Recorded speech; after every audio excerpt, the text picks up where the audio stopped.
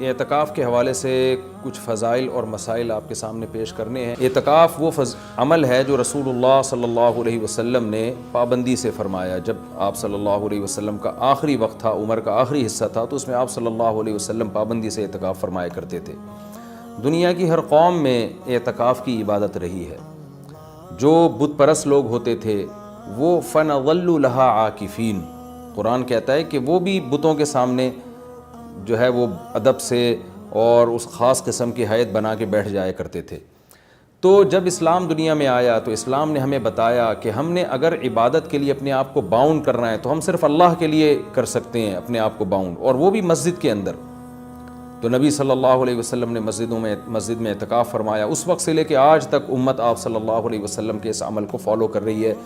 اس کی فضیلت کیا ہے؟ رسول اللہ صلی اللہ علیہ وسلم نے فرمایا ایک دن کا اعتکاف، بشرطے کے اخلاص کے ساتھ ہو، ایک دن کا اعتکاف آپ نے فرمایا انسان کو جہنم کی آگ سے ایسے دور کر دیتا ہے جیسے زمین اور آسمان کا جیسے فاصلہ ہے۔ تو اس عبادت کا بنیادی مقصد یہ ہے کہ انسان پورے سال دنیا کے کاموں میں مشغول رہتا ہے، وہ سال میں کچھ دن اللہ کے لیے نکالے۔ جیسے کوئی شخص ہجرت کرتا ہے اللہ کے لیے، اپنے گھر بار کو چھوڑتا ہے، تو معتکف بھی ایک نوعیت کی ہجرت کرتا ہے۔ وہ اپنے بیوی بچوں کو، اپنے اہل و عیال کو، اپنے رشتہ داروں کو چھوڑ چھاڑ کے اللہ کی گھر میں اور مسجد میں آ کے وہ پڑ جاتا ہے۔ تو اللہ کو یہ عمل بہت محبوب لگتا ہے کہ اتنی مصروفیتوں میں جب لوگ دنیا کی گہما گہمیوں میں مبتلا ہیں، کوئی شخص میری خاطر سب کچھ چھوڑ چھاڑ کے میرے گھر میں آ کے پڑ جاتا ہے کہ اللہ جب تک تو مجھے معاف نہیں کرے گا، جب تک تو مجھے سیدھے راستے پہ چلنے کی توفیق نہیں عطا فرمائے گا، گویا میں تیرا در چھوڑوں گا نہیں۔ تو اللہ کو یہ عمل بہت محبوب ہے، اور پچھلی امتوں میں بھی کسی نہ کسی درجے میں یہ عمل مختلف شکلوں میں مشروع رہا ہے۔ آپ صلی اللہ علیہ وسلم نے اس کی فضیلت بھی بیان کی، اور فقہائے کرام نے قرآن و سنت ہی سے اعتکاف کے مسائل بھی نکالے۔ تو اعتکاف کی سب سے بڑی فضیلت کیا ہے؟ ایک تو وہ فضیلت کہ جو حدیث میں بیان کی کہ مشرق اور مغرب میں جو فاصلہ اور آسمان اور زمین میں جو فاصلہ ہے، اتنا اللہ تعالیٰ جہنم کی آگ سے انسان کو دور کر دیتے ہیں۔ دوسری فضیلت اعتکاف کی کہ اس میں ہم آپ صلی اللہ علیہ وسلم کی ایک سنت کو فالو کر رہے ہوتے ہیں، جو کام نبی نے کیا ہم وہ کر رہے ہوتے ہیں۔ اور قرآن کہتا ہے لَقَدْ كَانَ لَكُمْ فِي رَسُولِ اللَّهِ أُسْوَةٌ حَسَنَةٌ، تمہارے لیے محمد صلی اللہ علیہ وسلم کے عمل میں اسوہ حسنہ، ایک اچھا نمونہ ہے، جیسے انہوں نے زندگی گزاری تم بھی ایسا کرو۔ تو نبی صلی اللہ علیہ وسلم کی سنت اس سے زندہ ہوتی ہے۔ دوسری فضیلت، تیسرا فائدہ اعتکاف میں کیا ہوتا ہے کہ آپ 10 دن جب مسجد کے ماحول میں گزارتے ہیں، مسجد کی ایک روحانیت ہوتی ہے، مسجد گناہوں سے پاک جگہ ہے، تو اس کچھ بھی نہ کریں، اس روحانیت کے اثرات آپ کے دل کے اندر جذب ہوتے ہیں، لاشعوری طور پر آپ کا دل اندر سے تبدیل ہوتا ہے۔ یہ اعتکاف کا تیسرا فائدہ۔ چوتھا فائدہ، آپ کو 10 دنوں تک باجماعت نماز پڑھنے کی توفیق ملتی ہے، آپ کو مسجد میں عبادت کی توفیق ملتی ہے، فارغ علماء کے بیانات سننے کی آپ کو توفیق ملتی ہے۔ یہ ایک بہت بڑا فائدہ ہے اعتکاف کا۔ اور سب سے بڑا فائدہ کیا، جو حدیث میں بھی منقول ہے، اور آپ صلی اللہ علیہ وسلم نے اعتکاف کی مشروعیت کی ایک وجہ یہ بھی بیان کی ہے کہ اس سے انسان کو لیلۃ القدر نصیب ہوتی ہے۔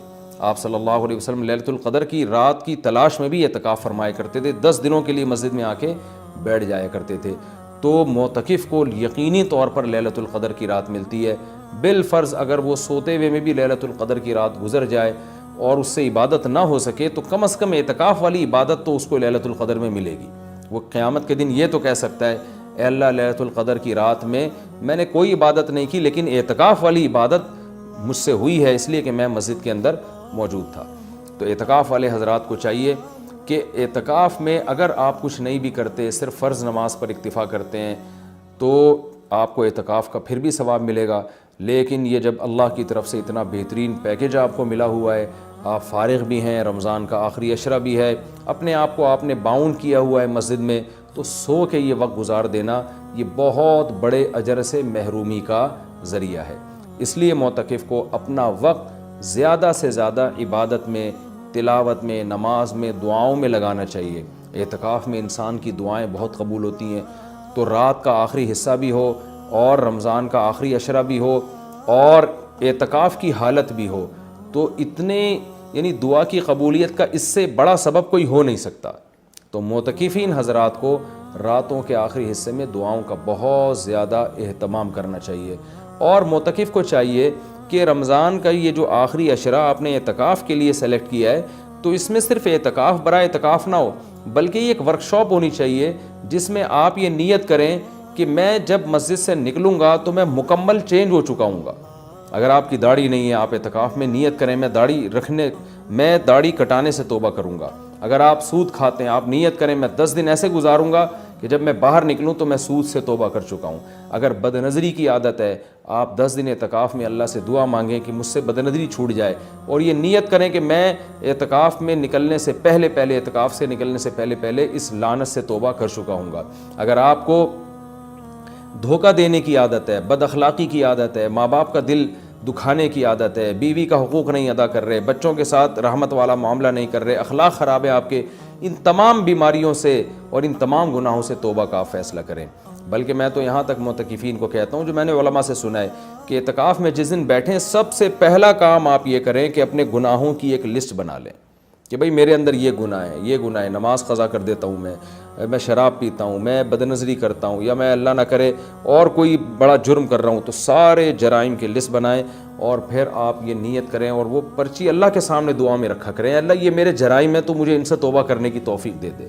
تو پھر وہ اعتکاف حقیقت میں آپ کا اعتکاف بنے گا.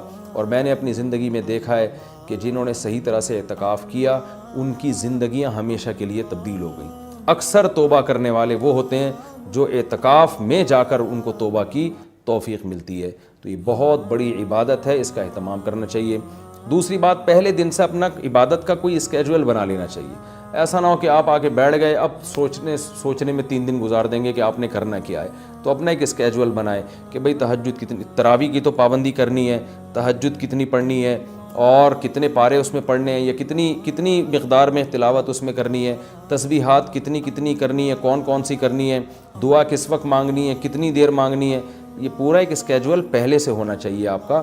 کھانے پینے کی ترتیب تو پہلے دن بن جاتی ہے کہ سحری کون لے کر آئے گا، افطاری کون لے کر آئے گا اور رات کا کھانا کون لے کر آئے گا اور چائے کب پینی اور کون کس وقت لے کر آئے گا. یہ تو ترتیبیں پوری بن جاتی ہیں. تو یہ تو آپ باہر بھی کر سکتے تھے یہ کام.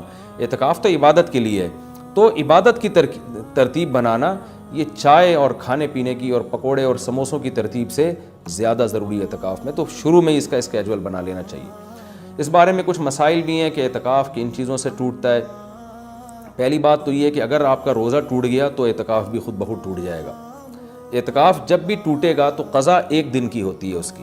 جیسے کسی کا اعتکاف ٹوٹ گیا تو وہ اگلے ہی دن مغرب سے پہلے قضا کی نیت کر لے اور یہ نیت کرے کہ میں جو آج اعتکاف ٹوٹا ہے اس کی میں قضا کر رہا ہوں. کیونکہ وہ سنت اعتکاف تو اب اس کا ختم ہو جائے گا. وہ ایک قضا اعتکاف کرے اور پھر آگے نفلی اعتکاف کی نیت سے مزید دن اگر باقی ہیں تو مسجد میں بیٹھ جائے. تو وہ 24 گھنٹے روزے کے ساتھ قضا اعتکاف کی نیت کر لے گا. یعنی 24 گھنٹے اعتکاف ہوگا اور روزے کے ساتھ، روزہ جو صبح صادق سے غروب آفتاب تک ہوتا ہے. کن چیزوں سے اعتکاف ٹوٹتا ہے میں اس پہ تذکرہ کر رہا تھا. ایک، روزہ اگر ٹوٹ گیا تو اعتکاف بھی ٹوٹ جائے گا. دوسرا، بلا شرعی عذر اگر آپ مسجد سے باہر نکل گئے تو آپ کا اعتکاف ٹوٹ جائے گا. شرعی عذر کیا ہے؟ شرعی عذر ہے سب سے پہلے قضائے حاجت ہے. قضائے حاجت کے لیے آپ جا سکتے ہیں اور اس دوران چلتے چلتے باتیں بھی کر سکتے ہیں. رک کے آپ باتیں نہیں کر سکتے. آپ واش روم تک پہنچے، پتہ چلا جی واش روم کا دروازہ بند ہے، کوئی پہلے سے وہاں موجود ہے، تو آپ اس کے انتظار میں وہیں کھڑے رہ سکتے ہیں. اس سے اعتکاف نہیں ٹوٹتا. وہاں کھڑے کھڑے آپ کسی سے موبائل پہ بھی بات کر سکتے ہیں، آپس میں بھی بات کر سکتے ہیں. ہاں، بندہ باہر نکل آیا اور پھر بھی آپ موبائل پہ لگے ہوئے ہیں تو آپ کا اعتکاف ٹوٹ جائے گا. کیونکہ اب یہ آپ کا کھڑا ہونا یہ شرعی عذر کے بغیر ہے. وضو کے لیے آپ جا سکتے ہیں. جب آپ وضو کے لیے گئے تو نل کا کھولا آپ نے، وضو کے دوران آپ بات چیت کر رہے ہیں، اس سے اعتکاف نہیں ٹوٹے گا. وہ الگ بات ہے وضو کے دوران بات چیت نہیں کرنی چاہیے، لیکن اس سے اعتکاف نہیں ٹوٹے گا کیونکہ آپ نے اس بات چیت میں الگ سے ٹائم نہیں لگایا. وضو کے دوران ہی آپ نے بات چیت کی ہے. وضو آپ نے پراپر طریقے سے کیا اور اب آپ وہاں بیٹھے بیٹھے وضو کی دعا پڑھ رہے ہیں یا کچھ اور پڑھ رہے ہیں تو اس سے بھی اعتکاف ٹوٹ جائے گا. کیونکہ پراپر وضو کرنے کے بعد آپ پر لازم تھا کہ آپ اٹھ کے مسجد میں آئیں. ہاں، جلدی وضو کرنا ضروری نہیں ہے. بعض لوگ وہمی ہوتے ہیں، وہ سمجھتے ہیں میں اعتکاف سے مسجد سے باہر نکل کے وضو کریں تو بہت اسپیڈ میں کریں. ایسا کچھ بھی نہیں ہے. تمیز سے، آرام سے، شرافت سے، اعتدال سے آپ وضو کریں جو پراپر طریقہ ہے وضو کرنے کا. جب آپ وضو میں قلی کر رہے ہیں تو اس دوران آپ ٹوتھ پیسٹ یا برش بھی کر سکتے ہیں مسواک کی نیت سے. ہاں وضو کرنے کے بعد الگ سے پھر یا الگ سے ٹوتھ پیسٹ یا مسواک کرنے کے لیے مسجد سے باہر جانا، اس سے اعتکاف ٹوٹ جائے گا. وضو کے دوران وضو ہی کی نیت سے یہ کام کیا جا سکتا ہے، تو اس سے اعتکاف نہیں ٹوٹے گا.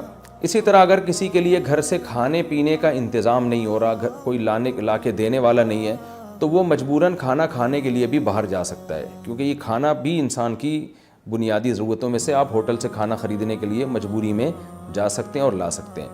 غسل کے لیے، فرض غسل کے لیے تو اعتکاف سے باہر نکلنا بالکل جائز ہے.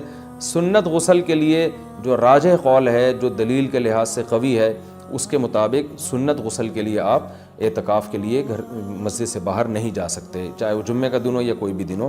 راجح قول بہرحال جمہور کا قول یہی ہے، اگرچہ کچھ علماء دوسرے قول کے بھی قائل ہیں، لیکن جو راجح قول ہے، جو جمہور کا قول ہے، جس پہ فتویٰ اب تک دیا جاتا رہا ہے، وہ یہی ہے کہ آپ غسل نہیں کر سکتے. ہاں یہ ضرور ہے کہ اگر آپ واش روم میں گئے اور وہاں کوئی غسل کا بھی انتظام ہے، جیسے اٹیچ باتھ روم ہوتے ہیں، تو جتنی دیر میں وضو کرنے میں ٹائم لگتا ہے اتنی دیر میں آپ اگر غسل کر لیتے ہیں تو آپ کا اعتکاف نہیں ٹوٹے گا. اور ظاہر ہے یہ جب ہی ہوگا جب بغیر صابن کے آپ غسل کریں، جلدی جلدی کپڑے اتار کے بس پانی بہائیں، جتنی دیر میں وضو کرتے ہیں اتنی دیر میں، تو وضو ہی کی نیت سے آپ غسل بھی کر لیں تو پھر اعتکاف نہیں ٹوٹے گا. لیکن اگر آپ نے ٹائم لگا لیا تو ٹوٹ جائے گا.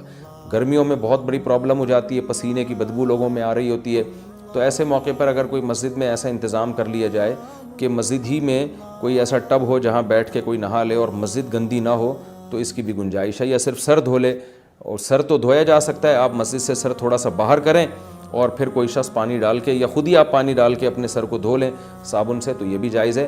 پاؤں آپ کے مسجد کے اندر رہنے چاہیے. پاؤں اگر مسجد سے باہر نکل گئے تو اعتکاف ٹوٹے گا، پاؤں اگر مسجد کے اندر ہیں تو اعتکاف نہیں ٹوٹتا. یہ بھی اعتکاف کے کچھ بیسک مسائل تھے. اعتکاف کے دوران آپ کسی کے جنازے میں جانے کے لیے مسجد سے باہر جائیں گے، اعتکاف ٹوٹ جائے گا. کسی کی عیادت کے لیے مسجد سے باہر نکلیں گے، اعتکاف ٹوٹ جائے گا. لوگ کر رہے ہوتے ہیں یہ کام، جی وہ اللہ معاف فرمائے نانی کا انتقال ہو گیا، چاچا کا انتقال ہو گیا تو ہم جا رہے ہیں، تو بھائی نہیں جا سکتے آپ.